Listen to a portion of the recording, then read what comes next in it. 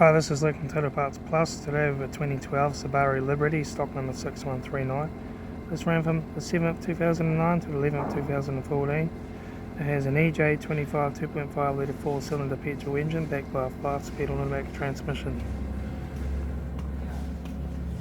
This is the EJ25 2.5 litre 4-cylinder petrol engine. Left front headlight needs polish. Left front 17-inch factory alloy mag tyre. Left rear 17-inch factory alloy mag tyre's no good.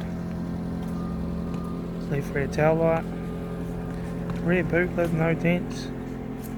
Right rear taillight. Right rear 17-inch factory alloy mag tyre. Right rear door no dents. Right front guard no dents. Right front headlight needs polish.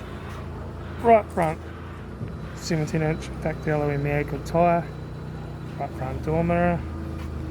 Right front door one dent. Right front door card. Right front master switch. Leather centre console lid. Automatic gear shifter. Heater AC controls. Factory touchscreen sat-nav stereo. Interior mirror. Front courtesy light with sunglass holder. Left front sun visor. Right front sun visor. Factory 3-spoke leather steering wheel.